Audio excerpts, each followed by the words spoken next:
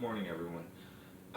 Today I just want to talk a little bit about money, and sort of like this is a resource that many of us who are preparing, trying to like deal with hard economic conditions, who are trying to provide for our families. That's something that we need to deal with on a daily basis.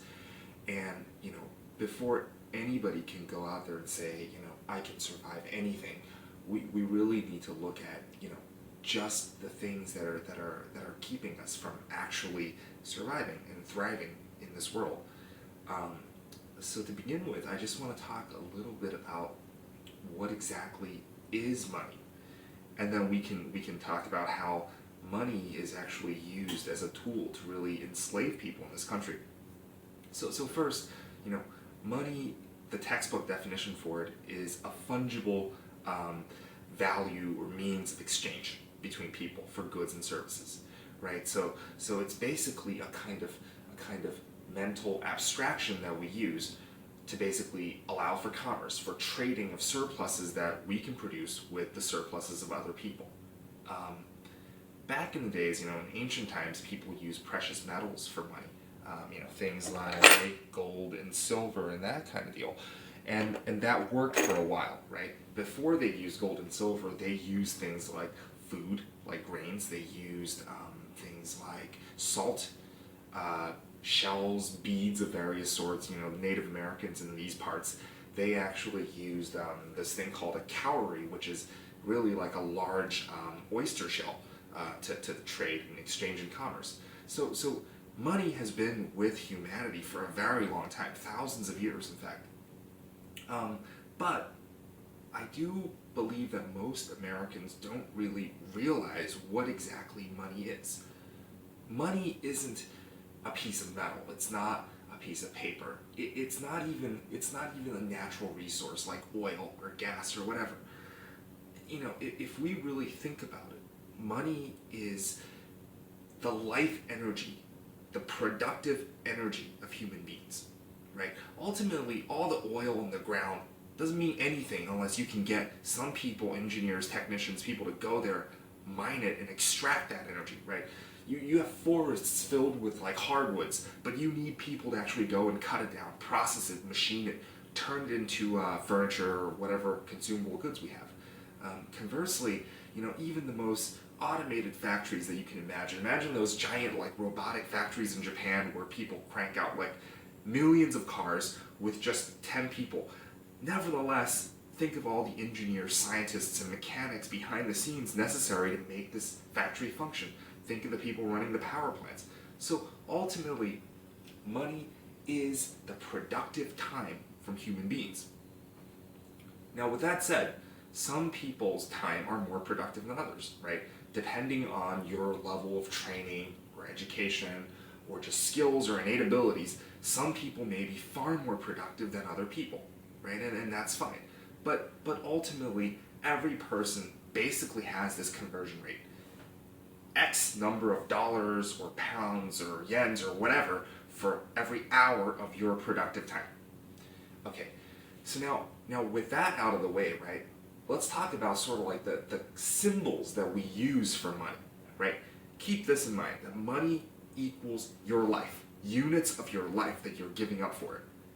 Now, any kind of currency, whether it's paper or digital bits in a computer or silver, gold, things like that, anything like that can be debased.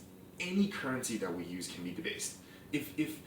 If people believe that by hoarding gold and silver they can create a store of value, I believe that it's actually a false truth, right? Because fundamentally, even precious metals can be debased. During ancient times, successive rulers of various kingdoms and dynasties in the Roman Empire, everybody did debasement, and they did it through two ways, right? One is to increase the amount of non-precious metal content within coins that are supposedly of precious metals. They've been doing that for a long time. During the era of the Roman Republic, coins were almost entirely made from silver, and it's been debased such that at the fall of the empire, there was almost nothing. There was like 1 or 2% silver content in a Roman sesterce, right? Same thing can be done another way.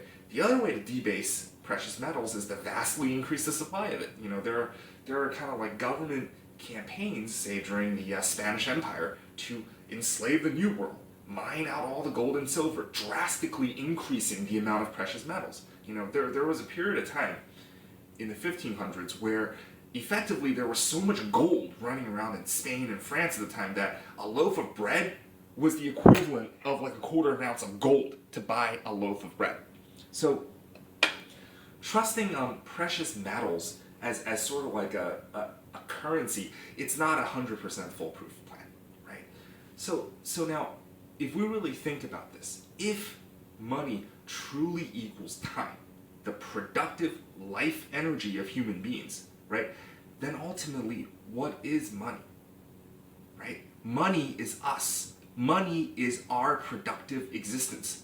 The fact that a person can be made to go and work, perhaps he loves it, perhaps it's against his will, but to do productive work, that is money. Okay, that's how the economy fundamentally works. To get money, everybody has to work. That's how the goods and services that people need is created.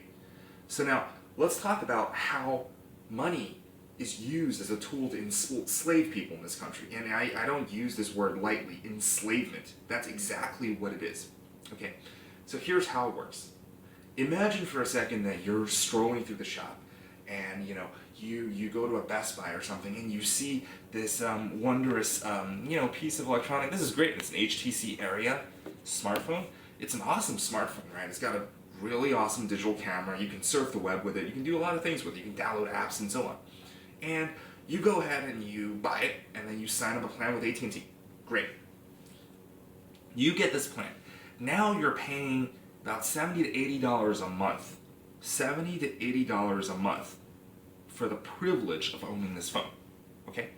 Keep in mind that this phone was created by probably somebody in Asia working under slave-like conditions, maybe for a total cost of perhaps $10, right? But now you must work to produce that $70 a month every single month for as long as you want to keep a smartphone. You might keep a smartphone for the next 20 years. Think about this for a second. How much money are you going to pump out for the privilege of having this phone?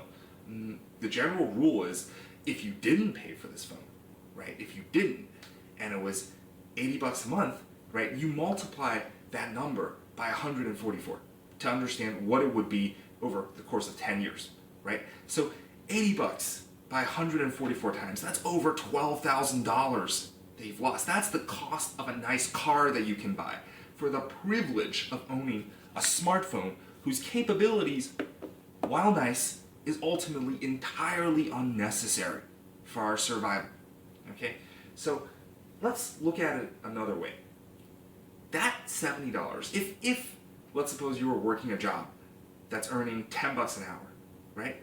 That's 7 hours of your life that you gave up. That's one day that you have to work under terrible conditions. Maybe terrible bosses, terrible whatever, but you have to work against your will for the privilege of having something that you don't need. Ultimately, that's the thing. Doing something against your will to get a service that you don't need. Putting another way, what if we took that $70, right, and we purchased rice with it, okay? Rice. Okay, imagine these giant jugs of rice, 20 of these. That's what $70 can purchase. That's enough rice to feed you comfortably, all right, for 3 months. 3 months of life. One day of being forced against your will to get something that we don't need. That's the lesson I want to get across. Thanks a lot, guys, and if you like this video, please visit my site or subscribe to my YouTube channel. Thanks a lot. God bless. Take care. Bye.